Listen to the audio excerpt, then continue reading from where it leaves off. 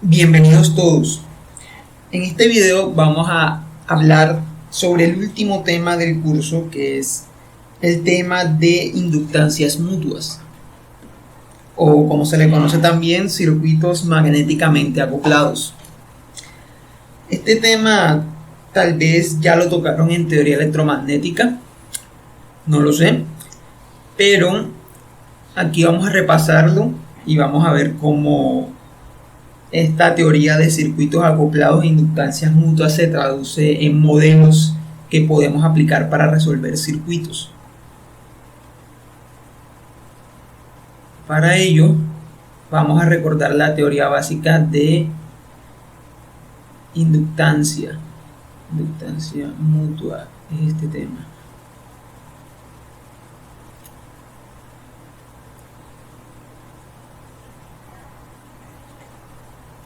Empecemos con un inductor. Un inductor cualquiera. Tiene un par de terminales. Y pues tiene unas bobinas. Un embobinado, unas vueltas. ¿Ok?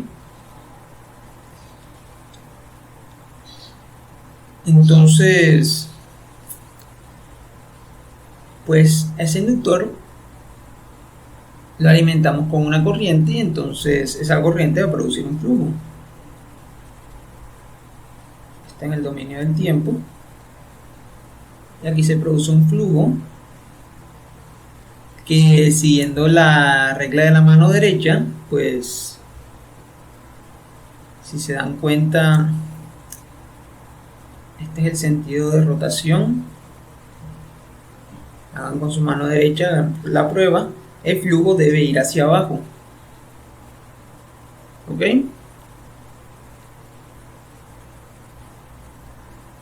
Este flujo va hacia abajo. Dije hacia abajo, sí. O sea que por arriba va entrando y por abajo va saliendo. Esta es la dirección del flujo. ¿Sí es claro? Este flujo lo vamos a llamar phi. Y pues por ley de Faraday, la ley de Faraday me dice que en ese inductor, o en general en cualquier elemento circuital, en cualquier circuito donde circule corriente, vamos a tener que se va a inducir una tensión, una fuerza electromotriz E, que va a ser igual al negativo de la derivada del flujo magnético de ese circuito con respecto al tiempo. Esta es ley de Faraday. Ese menos, recuerden que es el menos de la ley de Lenz, que me dice que esa tensión inducida busca generar una corriente en el circuito tal que se cancele el crecimiento del flujo. Es decir, si el flujo está creciendo, esa tensión inducida va a buscar generar una corriente que reduzca el flujo. ¿Ok? Si el flujo está reduciéndose, entonces la tensión inducida va a buscar generar una corriente que incremente la magnitud del flujo. Hay otra forma de interpretar la ley de Lenz, y es que la ley de Lenz la podemos ver como que la tensión inducida, según la ley de Faraday, satisface la convención pasiva de signos. Es decir, que esta tensión inducida está asociada a un consumo de potencia.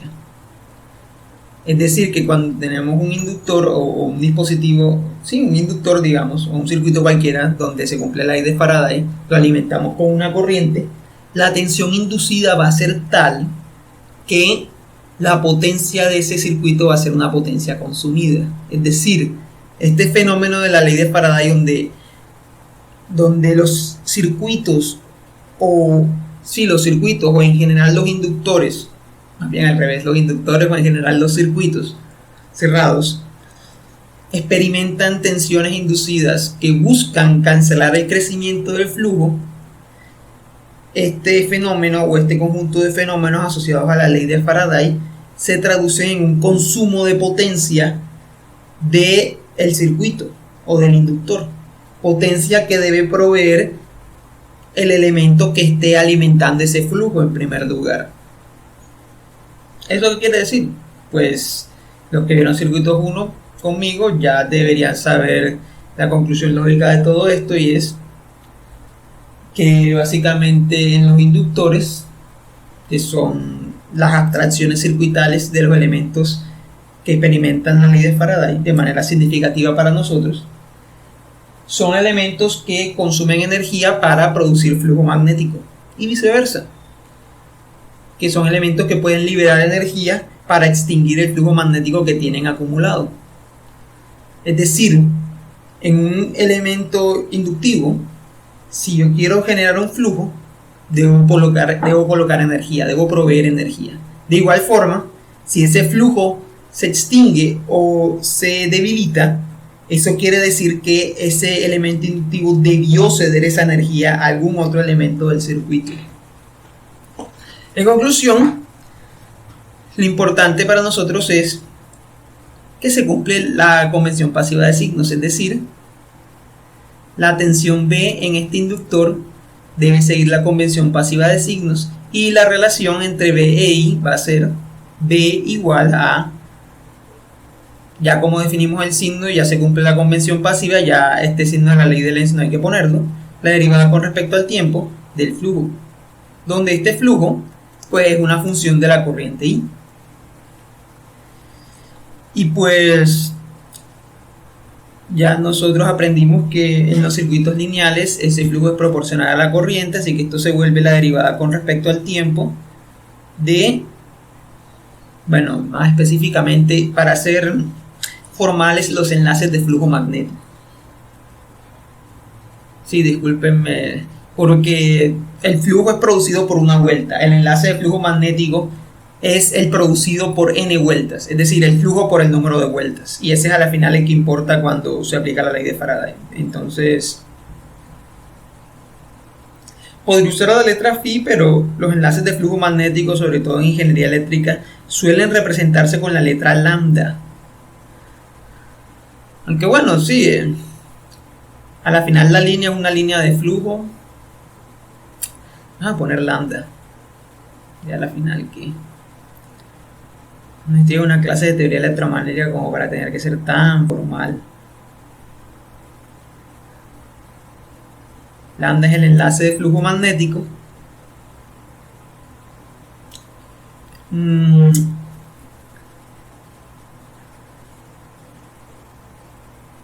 El enlace de flujo magnético, aprendimos que en circuitos lineales es proporcional a la corriente, es decir, esto va a ser L por I. Y aquí sale la ecuación que conocemos perfectamente, que es L por dI dt. Hasta ahí todo claro, nada nuevo, esto ya deberían saberlo, de física, electricidad, teoría electromagnética. Hasta ahí todo claro. Ahora, pensemos bien en lo que implica la ley de Faraday. La ley de Faraday me dice que ese flujo, o en general esos enlaces de flujo magnético, corresponden a los que cortan la superficie del circuito, aquellos que atraviesan la superficie del circuito. Lógicamente, el flujo o los enlaces de flujo magnético producidos por la corriente del mismo circuito, pues lo atraviesan al mismo por su superficie o su frontera, por su superficie, digamos, pero no son los únicos flujos que atraviesan esa superficie.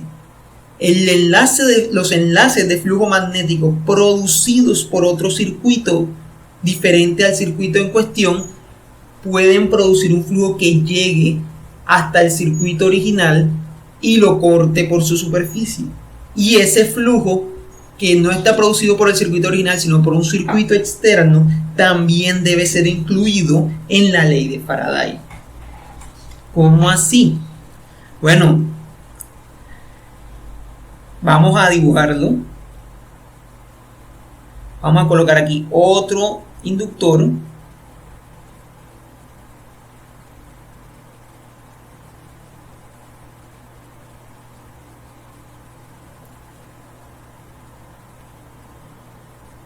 Como tenemos dos inductores, voy a hacer una distinción acá. Esta va a ser la tensión 1, esta va a ser la corriente 1, esta va a ser la corriente 2, y esta va a ser la tensión 2. ¿Okay? Este va a ser el enlace de flujo 1 y el inductor 2 va a producir unos enlaces de flujo 2. Es más, ni siquiera, perdón. Este enlace de flujo va a ser el enlace de flujo 1,1, que es el enlace de flujo magnético producido por el inductor 1 y que experimenta el inductor 1. Ahora, el inductor 2, veamos, produce un flujo que por regla de la mano derecha, si miramos bien cómo está enrollado o embobinado el inductor 2 por regla de la mano derecha, ese flujo del inductor 2 debe ir hacia arriba. ¿Okay?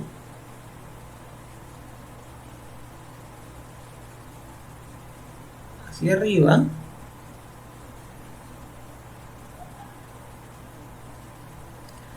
Este sería el flujo lambda 2,2. El enlace de flujo que experimenta el inductor 2 y es producido por el inductor 2. Ahora, hay un flujo que es mutuo o compartido por ambos inductores. Claro, porque estas no son las únicas líneas de flujo. Hay más líneas de flujo por acá, por ejemplo. O más por acá.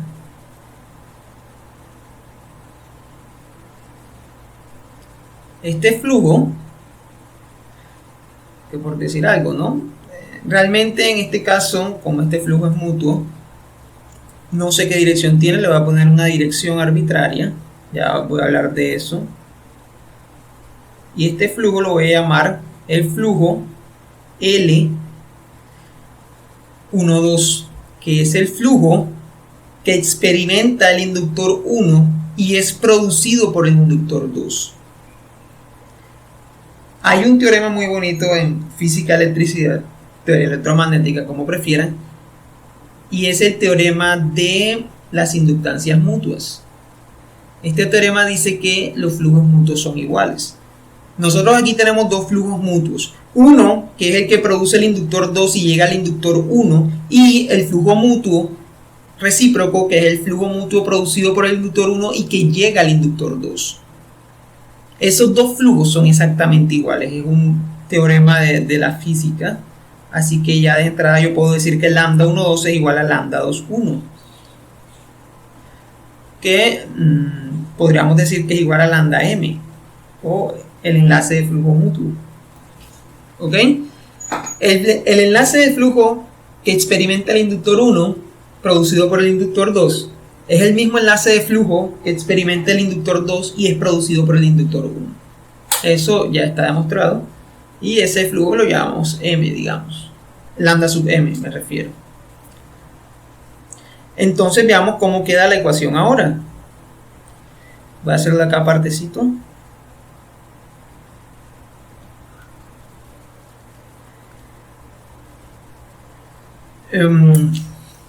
B, dijimos que va a ser la derivada de lambda con respecto al tiempo, pero lambda, ¿quién es? Lambda es todo el flujo que llega a ese inductor, es decir, la suma algebraica de todos los flujos que tenemos ahí. Por un lado tenemos el flujo lambda 1,1 y tenemos el flujo mutuo, pero aquí hay una pregunta interesante. ¿Será que el flujo mutuo se suma o se resta? Pensémoslo por un momento. ¿Será que el flujo mutuo se suma o se resta?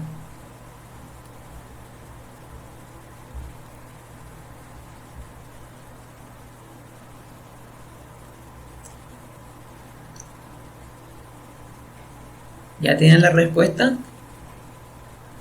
Bueno, aquí para analizar la dirección del flujo, lo podemos analizar suponiendo que lo produce, como lo está percibiendo el inductor 1 y es un flujo mutuo, lo debe producir el inductor 2. Al momento de analizar el inductor 2, hacemos la misma suposición, que el flujo mutuo está producido por el inductor 1, porque son iguales los flujos mutuos. Entonces, como estamos en el inductor 1, el flujo mutuo está siendo producido por el inductor 2, y la ley de la mano derecha me dice que en el inductor 2 ese flujo va saliendo por arriba, y si seguimos esta dirección, miren que ese flujo mutuo entra por arriba del inductor 1, es decir, ese flujo mutuo, el inductor 2 lo ve subiendo porque él lo produce subiendo, pero el inductor 1 lo ve bajando. Es decir, el inductor 1 ve al flujo mutuo con la misma dirección que el flujo propio, que es lambda 1,1. Como tienen la misma dirección, pues eso es como las corrientes, si tienen la misma dirección se suman, más lambda m en este caso. ¿Ok? Entonces, esto es igual a que la derivada con respecto al tiempo, el flujo propio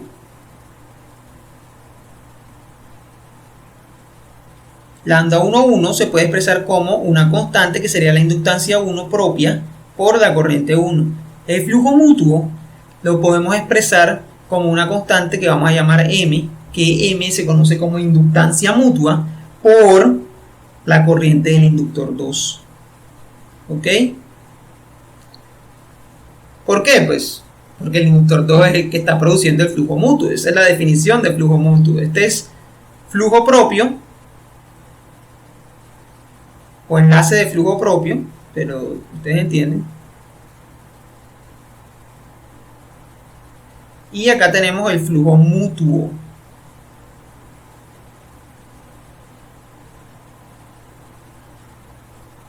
¿Ok? Y este parámetro se conoce como inductancia mutua.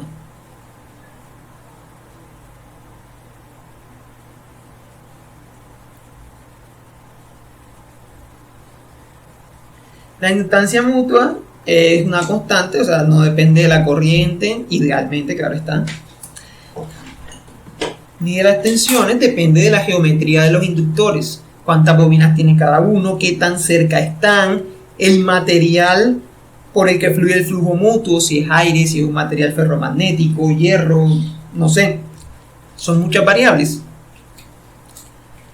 Pero ya hablaremos un poquito más de eso. Este parámetro, pues ese parámetro ya es conocido para ustedes, es la inductancia propia.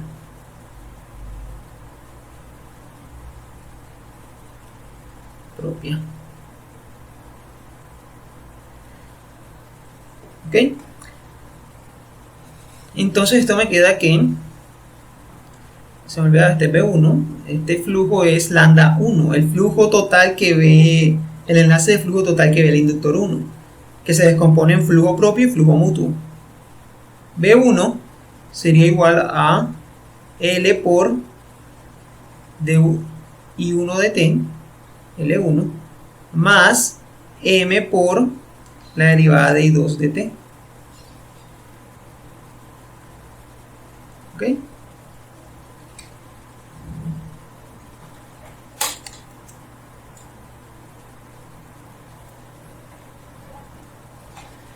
Ahora, la ecuación para el inductor 2 es análoga. No voy a hacer la demostración así tan detallada como hice con el inductor 1 porque ya ustedes es lo mismo. Ustedes mismos pueden hacerlo. Para el inductor 2 tendría que B2 es L2 por DI1 de, perdón, DI2 de T, porque este es el término asociado al flujo mutuo. Y tenemos el término del flujo. El término del flujo propio es este, y ahora debemos escribir el término del flujo mutuo. Miren la dirección del flujo mutuo. En el caso del inductor 2, el flujo mutuo lo debe producir el inductor 1. Y por la regla de la mano derecha, el flujo que produce el inductor 1 va bajando. Este flujo mutuo debe salir bajando del inductor 1 y cuando llega al inductor 2 va subiendo.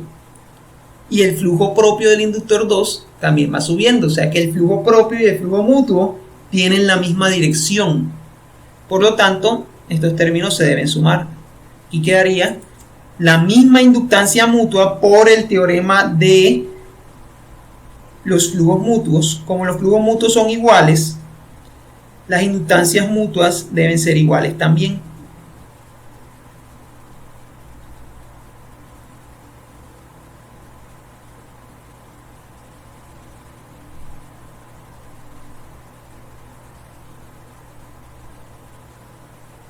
siempre son iguales, ¿ok?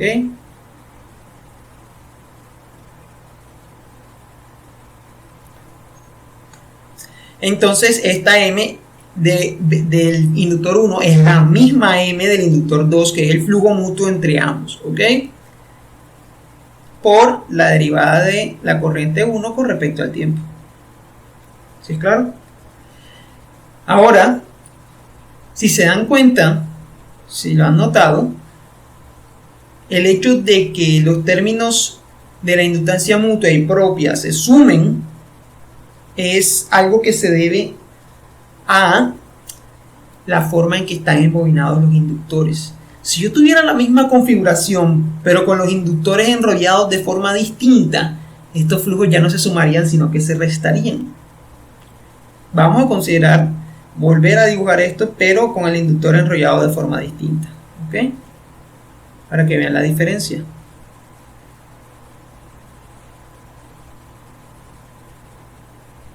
Cabe aclarar que aquí las ecuaciones las derivé en el dominio del tiempo, pero yo puedo pasar esto fácilmente al dominio de los fasores. B1 se vuelve B1 fasor, que sería igual a L por la derivada de I1. La derivada en el dominio de los fasores se convierte en un término J omega, o sea que esto es J omega L1 I1 fasor, más M por la derivada de I2. La derivada se vuelve un J omega, así que tengo más J omega M por el fasor I2. B2, pues análogo, J omega L2 I2 más J omega M I1. ¿Todo claro hasta ahora? Ahora consideremos el siguiente caso. Como les dije, voy a coger los mismos inductores, pero los voy a enrollar distintos, al menos uno de los dos. El primer inductor lo voy a enrollar igual, es decir, siguiendo la regla de la mano derecha hacia abajo, para que el flujo salga hacia abajo.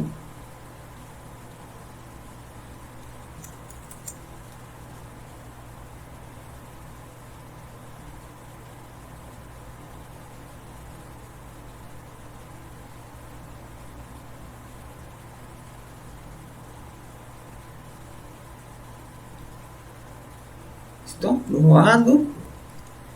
Y el otro inductor lo voy a dibujar con el flujo subiendo. Con el flujo bajando, perdón.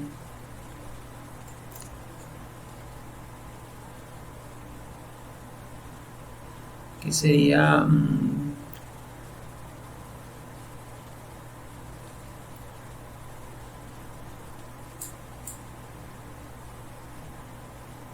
perdón.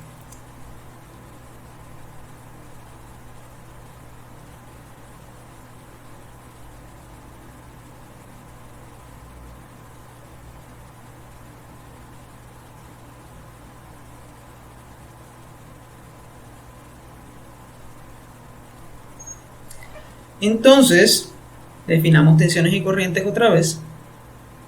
I1, B1,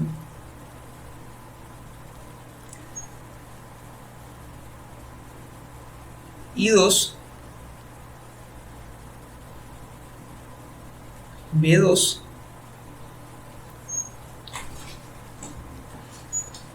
y veamos los flujos. Por un lado tenemos el flujo propio, que en el caso del inductor 1, por regla de la mano derecha, ese flujo propio va bajando.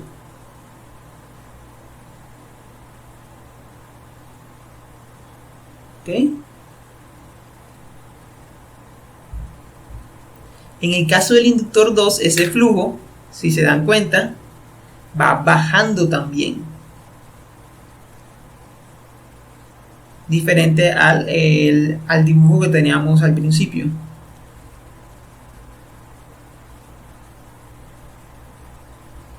Bajando y acaba subiendo.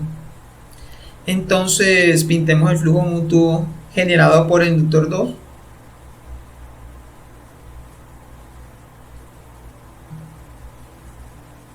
Tiene que salir bajando el inductor 2 también, así que llega subiendo al inductor 1.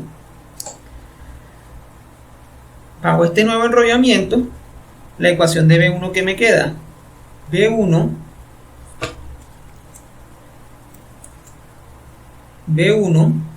será igual a L1 de 1 de T, de I1 de T, y miren el flujo mutuo. El flujo mutuo en el inductor 1 tiene una dirección contraria al flujo propio, así que en este caso se deben restar los flujos, los enlaces de flujo. Pues recordemos que acá tengo lambda 1,1, lambda 1,2, lambda 2,2, perdón, y acá tengo lambda 2,1 que es igual a lambda 1,2. Aquí quedaría menos m de I1, perdón, de I2 de T, que en forma fasorial sería B1. Bueno, el fasor lo pongo al final. ¿Okay? B2 me quedaría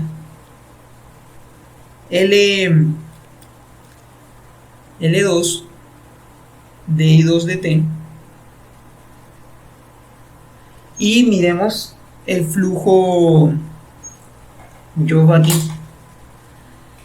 Ahora el flujo mutuo lo va a producir el inductor 1, ¿cierto? Si el inductor 1 produce el flujo mutuo, ese flujo mutuo producido por el inductor 1 debe tener dirección hacia abajo, desde el flujo mutuo, desde el inductor 1, perdón. Cuando el flujo mutuo lo produce el inductor 1, ese flujo debe tener dirección hacia abajo en el inductor 1. Pues si el inductor 1 produce el flujo mutuo, en ese inductor el flujo mutuo va a tener la misma dirección del flujo propio. Si el inductor 2 produce el flujo mutuo va a tener la misma dirección que el propio en el inductor 2. Es decir, el inductor que produzca el flujo mutuo va a producir un flujo que va a tener la misma dirección que su flujo propio.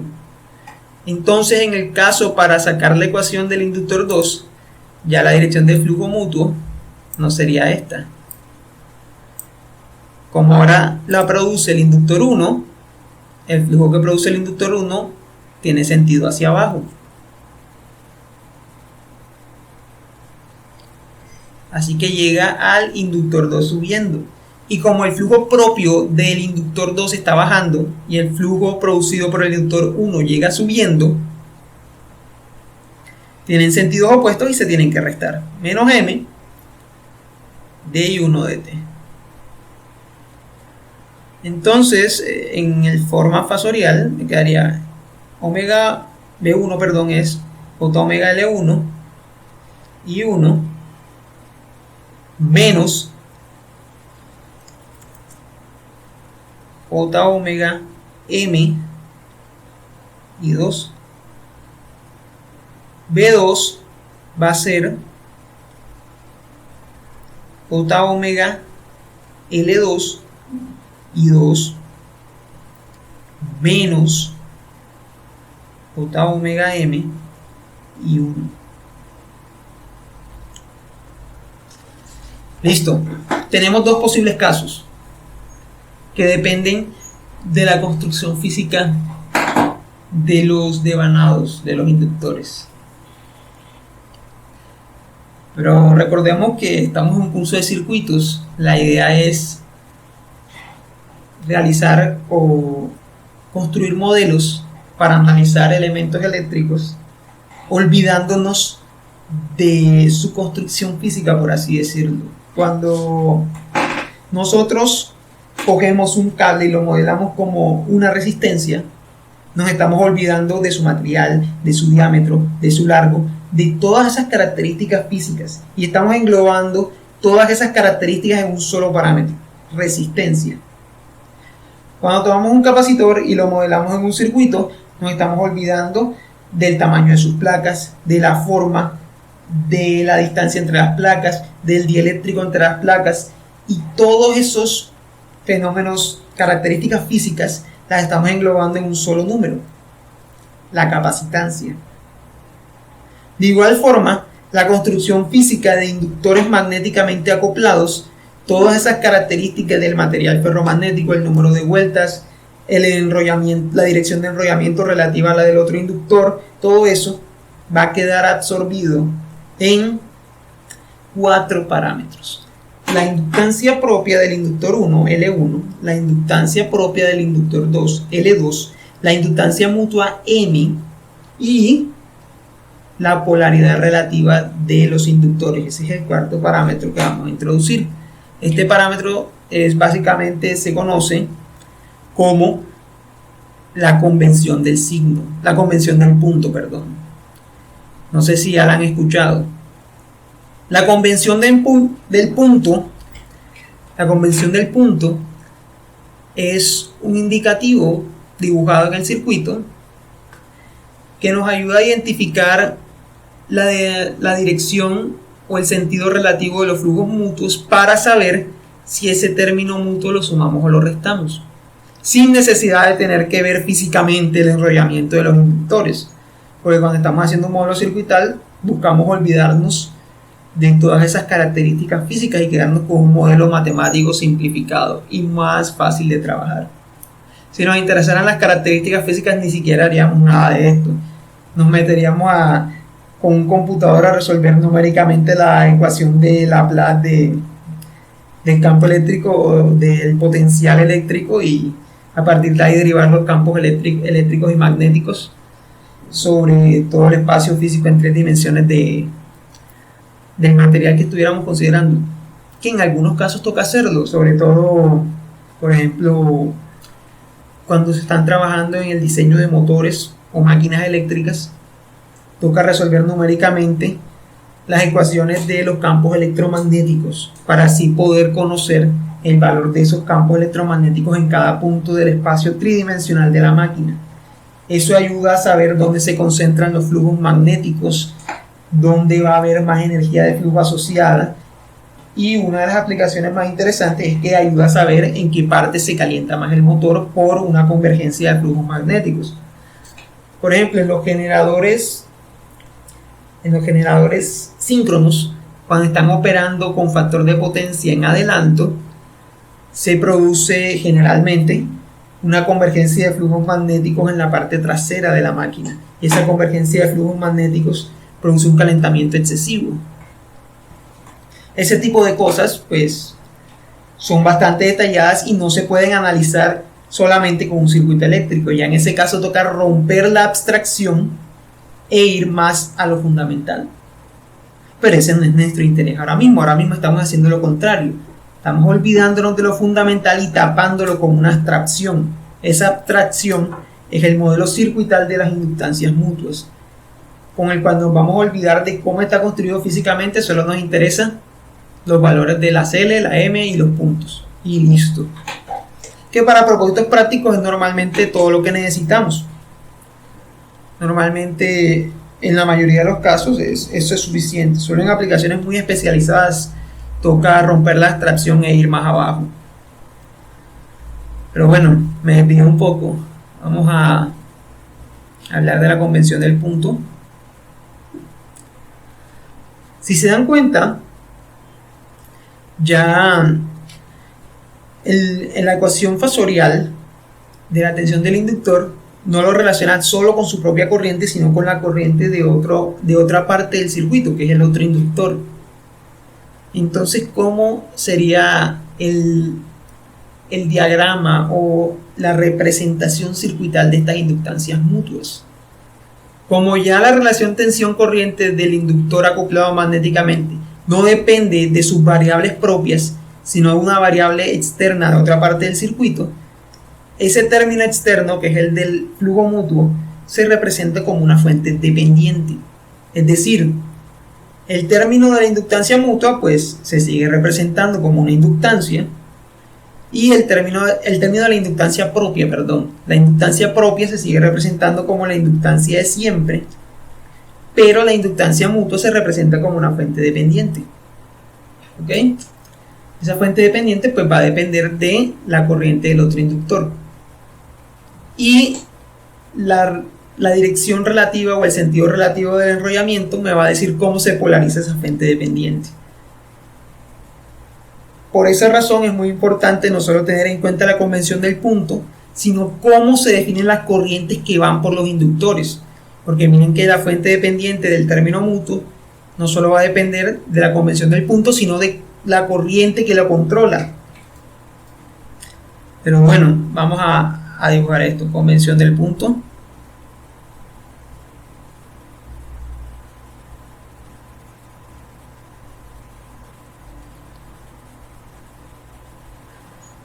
Las inductancias mutuas normalmente se dibujan de la siguiente forma. Se dibujan los dos inductores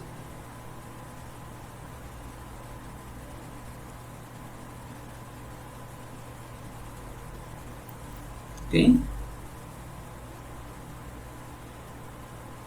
Digamos, aquí vamos a tener la inductancia propia J omega L1. Acá vamos a tener la inductancia propia J omega L2 del otro inductor.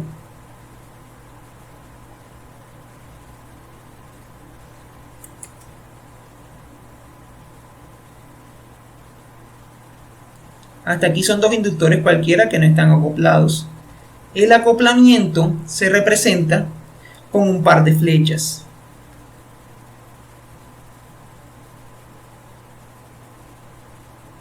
Y sobre este par de flechas se anota el valor de la inductancia mutua, o en el dominio fasorial pues la reactancia mutua, que sería J omega M.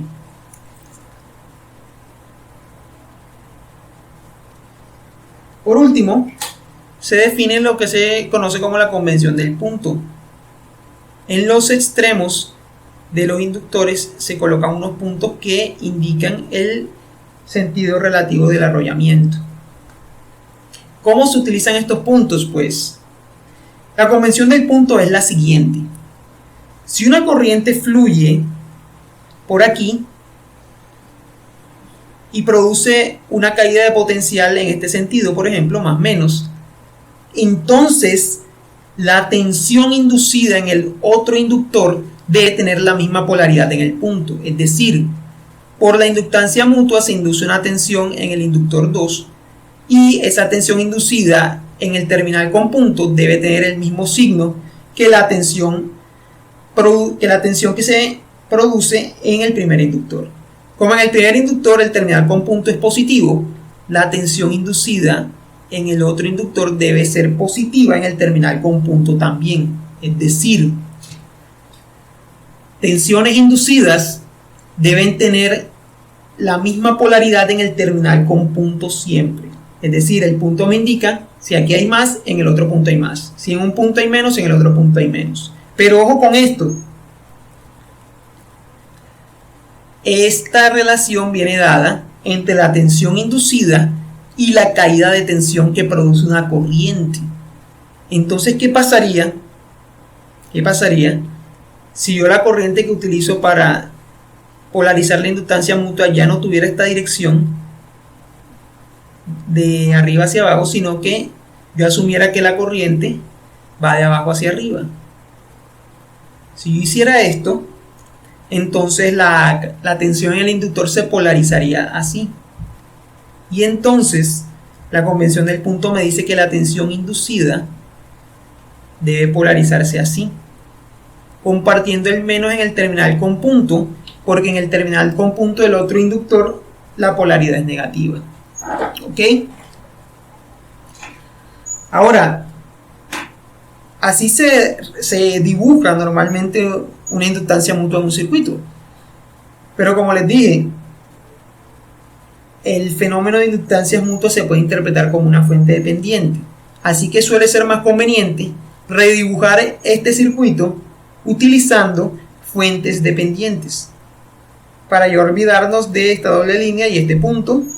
Y cuando ya tenemos las fuentes dependientes correctamente polarizadas, podemos resolver el circuito como si fuera un circuito cualquiera que ya sabemos resolver.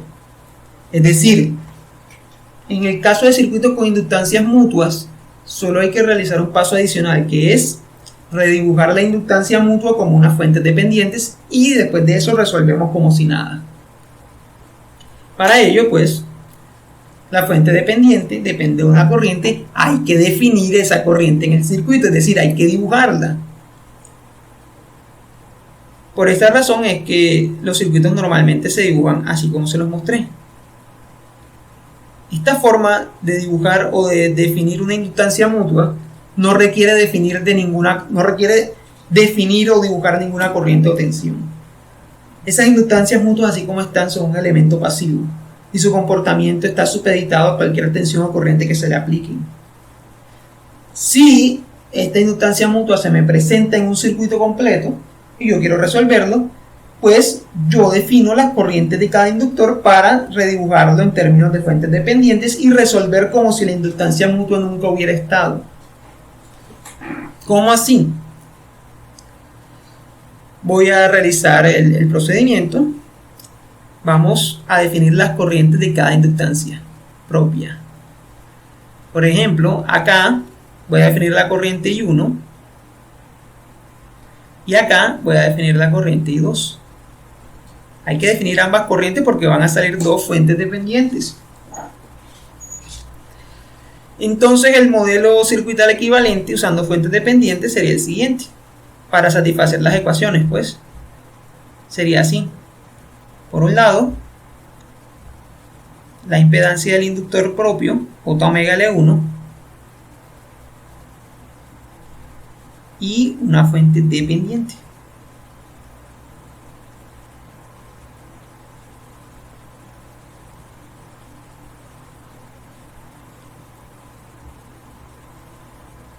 Por otro lado,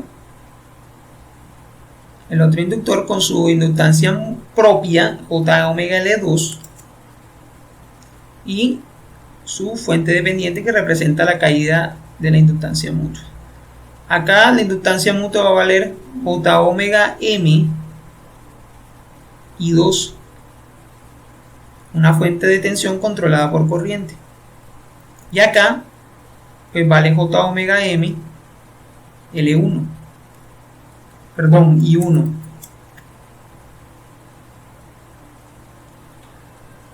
¿Ok? Y las corrientes que controlan esas fuentes son I1 e I2. Entonces, ¿cómo se polarizan esas fuentes dependientes? Si se dan cuenta, al redibujar la inductancia mutua de esa forma, pues queda como un circuito cualquiera de inductancias propias y fuentes dependientes que ya conocemos. El truco aquí es cómo interpretar la convención de punto para polarizar estas fuentes. Recordemos, miremos cómo se define la corriente I1. La corriente I1 produce una caída de potencial en este sentido por la convención pasiva de signos, así que en el terminal con punto la fuente dependiente debe ser positiva, debe tener polaridad positiva, es decir, el terminal de arriba de la fuente dependiente es positiva en este caso. ¿Ok? Por otro lado, tenemos que hacer lo mismo del otro lado para polarizar la fuente que falta. Espero que esta parte haya quedado clara. Miren que cuando hago la representación ya no dibujo el punto, entonces ¿cómo sé que el terminal con punto es el de arriba en el dibujo con fuentes dependientes? Pues guíense por la definición de I2. I2 entra por el terminal con punto en el inductor 2. Miren que aquí I2 entra por el terminal de arriba de la fuente dependiente, así que el terminal de arriba corresponde al terminal con punto. ¿Sí es claro? Esta relación topológica, por así decirlo, de por dónde entra o sale la corriente que definimos, se debe mantener en el dibujo equivalente. Ahora, I2. Pues tenemos que I2, perdón un momento, I2, produce una caída en el inductor que tiene esta polaridad. ¿Ok? ¿Cuál es el terminal con punto aquí en la fuente? Pues miren que I1 entra por el terminal con punto, así que I1 y acá I1 entra a la fuente dependiente por el terminal de arriba, así que el terminal de arriba es el terminal con punto, y el terminal con punto debe compartir el mismo signo de la tensión en el inductor 2, es decir, el signo positivo. Así que en este caso se polariza así, ya el otro sabemos cuál es. ¿Ok? Estas dos representaciones son equivalentes. Ahora, ¿qué pasa si cambiamos el sentido en el que se define I2? Voy a volver a hacer el dibujo. Con la misma convención de puntos y todo, pero ahora voy a definir I2 distinta. Es decir, para el mismo inductor mutuo, para la misma inductancia mutua, voy a considerar una corriente distinta. Es decir, va a ser físicamente el mismo elemento, pero vamos a ver que el modelo circuital va a cambiar.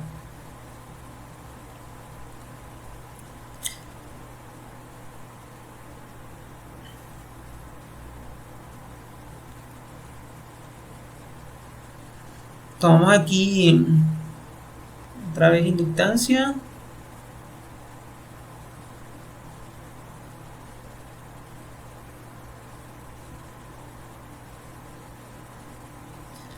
J omega L1 o simplemente L1.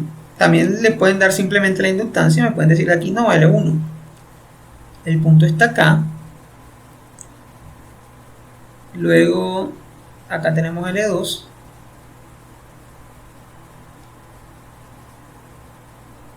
El punto está acá.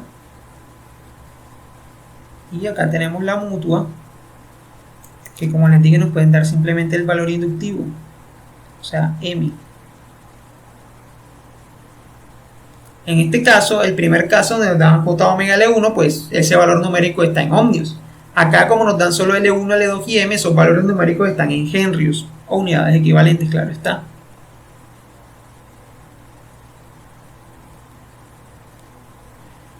Y vamos a tener las corrientes I1 y la corriente I2 ya no va a ir hacia abajo sino hacia arriba. Veamos qué pasa con el circuito equivalente.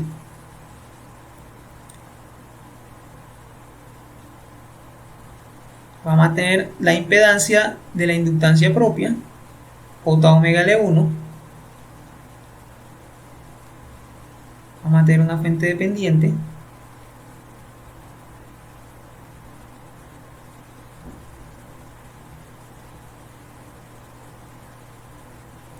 Y acá vamos a tener otra impedancia,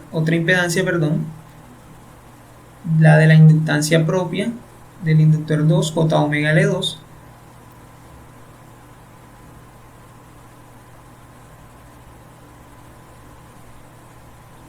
Y otra fuente dependiente. Ahora, ¿cómo van a estar dirigidas las corrientes I1 e I2? Pues I1 ahora va a ir en esta dirección, pero ahora I2 va subiendo.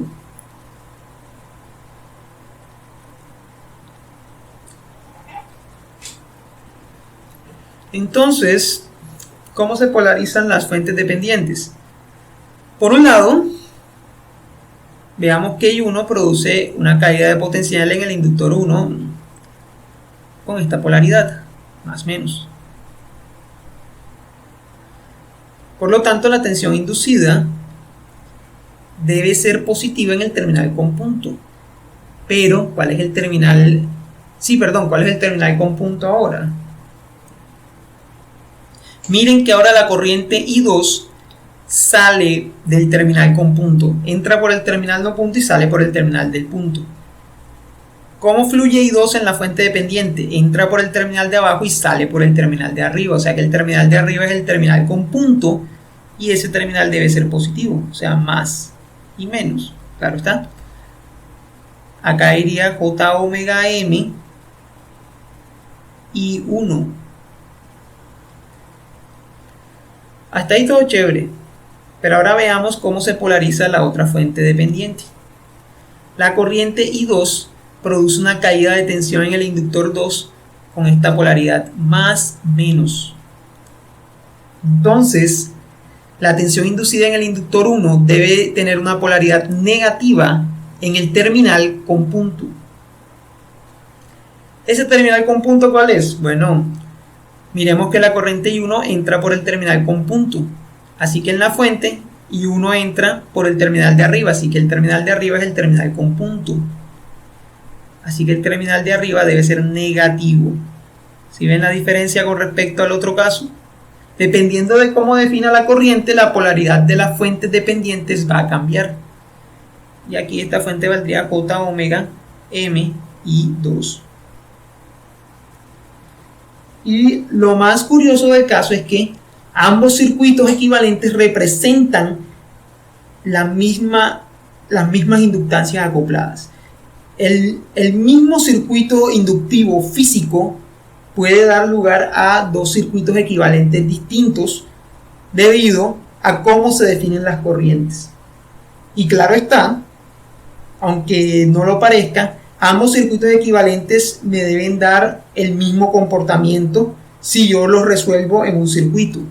Si yo conecto estas inductancias mutuas en un circuito, ambos circuitos equivalentes me deben resultar en las mismas respuestas, las mismas tensiones, las mismas corrientes. ¿Ok? Todo esto es un cambio que se debe simplemente al cambio de dirección de I1 y 2. Es algo que puede parecer extraño, pero si han estudiado bien las fuentes dependientes, no tanto. Si yo cambio el sentido de la corriente que define una fuente dependiente, pues esa fuente dependiente también cambia de sentido. Si cambio la polaridad de la tensión que define una fuente dependiente, pues esa fuente dependiente también cambia de polaridad o de tensión, ¿ok? De polaridad o dirección, perdón. Ahora hagamos otro ejemplo en el que cambiemos la ubicación de los puntos, para que veamos por qué es importante la convención del punto. Voy a mantener las corrientes definidas de la misma forma, pero ahora voy a cambiar la ubicación de los puntos.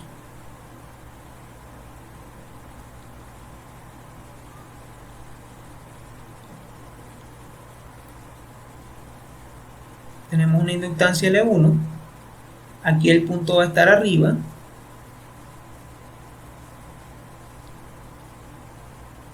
Tenemos la corriente I1.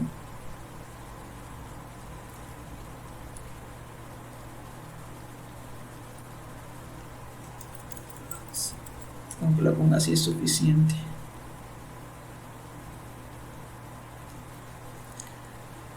Por acá tenemos I2, perdón, la inductancia L2.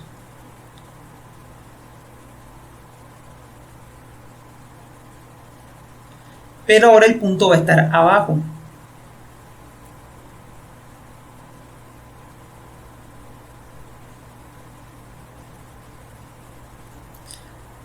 Y vamos a tener la corriente I2 definida igual, es decir, hacia arriba. Y vamos a tener la inductancia mutua de valor M. Entonces el circuito equivalente, ¿cómo sería?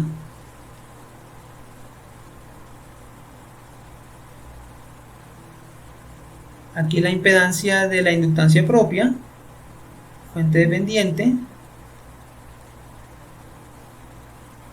fuera. Este es J omega L1.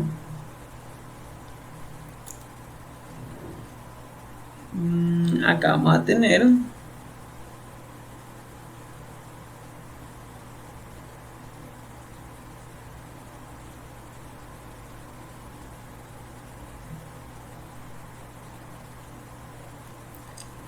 J omega L2. Esta es la parte del inductor 2. Las corrientes, pues I1 viene entrando por acá, I2 en cambio va saliendo.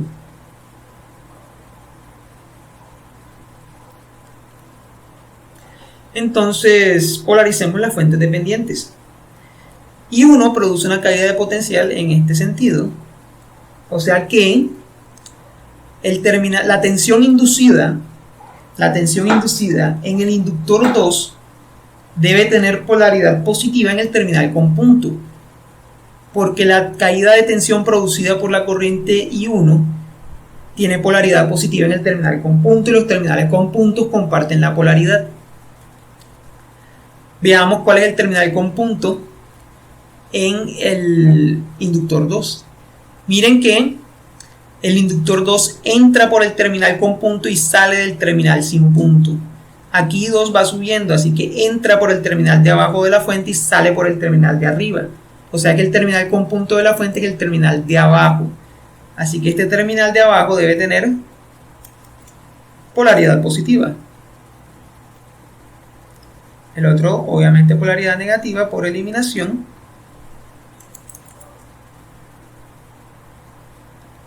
Y el valor sería J omega M y 1. Por otro lado, la otra fuente, miremos que I2, cómo polariza la caída de tensión en el inductor 2. I2 pasa por L2 y produce una caída que se polariza más abajo y menos arriba. Entonces la tensión inducida en el inductor 1 debe tener polaridad positiva en el terminal con punto, ya que los terminales con puntos ambos deben tener la misma polaridad. ¿Cuál es el terminal con punto en el inductor 1? Pues miren que I1 entra por el terminal con punto. En el circuito equivalente, pues I1 entra por la fuente por el terminal de arriba, así que el terminal de arriba es el terminal con punto, que debe tener polaridad positiva. ¿Ok?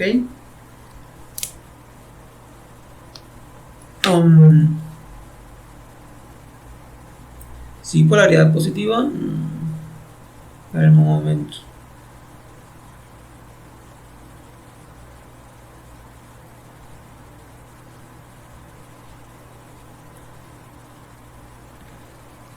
Listo. El valor de esta fuente es J omega M y 2. ¿Ok? De forma que ese sería el circuito equivalente en ese caso. Como se pueden dar cuenta, dependiendo de cómo se definan las corrientes y de cómo estén los puntos colocados, pues hay muchos circuitos equivalentes. Y lo más interesante es que hay varios de esos circuitos equivalentes que se ven diferentes, pero en realidad son iguales. Y que sus diferencias están asociadas a diferencias en la forma como se definió la corriente. ¿Ok? Entonces, digamos,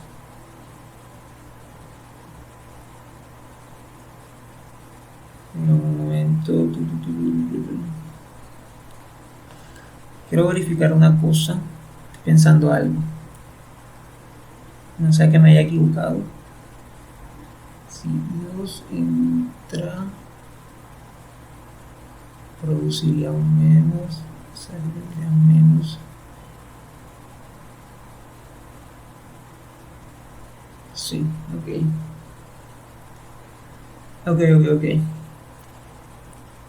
Entonces, mucho ojo con eso. Si se dan cuenta, en estos dos últimos circuitos, ambas fuentes cambiaron su polaridad. Eso aquí es equivalente, pues, a que ambas ecuaciones cambiaron de signo, que es apenas lógico, porque dependiendo de la dirección relativa de enrollamiento, pues los términos mutuos pueden ser, ambos cambian de signo si los enrollamientos relativos cambian. ¿Ok? Igual, lo importante no es aprenderse todos los casos, sino aprender a derivar el circuito equivalente a partir de la lógica y pues de la convención del punto. Si se dan cuenta, no es nada complicado, solamente hay que ponerle un poco de lógica a lo que está ocurriendo físicamente en los inductores y el circuito equivalente sale fácilmente. Para terminar, hay una última cosa que quiero anotar. Algo que quiero anotar brevemente, que es un término que se conoce como factor de acoplamiento.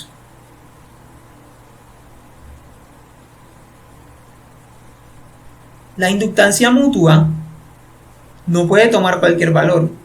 Por ejemplo, sería raro que la inductancia mutua fuera mayor que alguna de las inductancias propias. No lo voy a demostrar, pero por el principio de conservación de la energía se puede llegar a que el valor de M está acotado por las inductancias propias L1 y L2.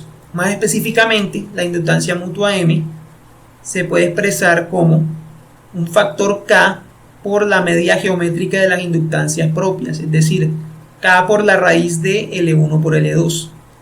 ¿Donde K quién es? K es un término conocido como factor de acoplamiento. El factor de acoplamiento, como su nombre lo indica, me dice que también acoplados están las dos inductancias. Acoplamiento. El factor de acoplamiento es un número que va entre 0 y 1, inclusive, es decir, 0 menor o igual que K, menor o igual que 1. Y como se podrán imaginar, mientras mayor sea K, eso quiere decir que mejor es el acople magnético entre los dos inductores. Si K es muy pequeño o si K vale 0, pues el acoplamiento es débil o inexistente. ¿Esto qué quiere decir? Que hay valores, el valor de la inductancia mutua está acotado. El máximo valor que puede tomar la inductancia mutua es cuando K vale 1, que sería raíz de L1 por L2. Claro, físicamente esto es imposible de conseguir porque nunca se logra que físicamente los dos inductores estén perfectamente acoplados, pero se puede conseguir que K tenga un valor bastante cercano a 1, de 0.95, 98, 99. Incluso con valores de K bajos de menos de 0.5 o 0.2. En algunas aplicaciones se puede trabajar y aprovechar el acople entre inductancias. Una de las aplicaciones que me parece más interesante es en los radios viejitos analógicos. Ellos utilizan unas inductancias acopladas que simplemente son dos inductores cercanos, sin ningún tipo de núcleo, o sea, en el aire. El coeficiente de acople es relativamente bajo, pero es suficiente para lo que se desea hacer. Y pues, cuando un ingeniero está diseñando un circuito, uno tiene que tener en cuenta esas consideraciones. Yo puedo subir el acople a 0.9 colocándole un núcleo magnético a los dos inductores, pero esos núcleos magnéticos son costosos. Y si yo los dejo sueltos, acoplados solo por el aire, el acoplamiento es bajo, pero funciona. Si funciona y es más barato, pues eso va, ¿no? Así es como funciona el diseño de circuitos. Tú puedes hacer circuitos mejores, pero normalmente sale más costoso. Entonces te toca ver cuál es el circuito más económico que satisface los requerimientos mínimos que se te piden. Bueno, muchachos, eso es todo por la clase de este video. Próximamente les estaremos dando el último video, que va a ser un ejercicio de este tema. Entonces nos vemos más tarde. Hasta luego.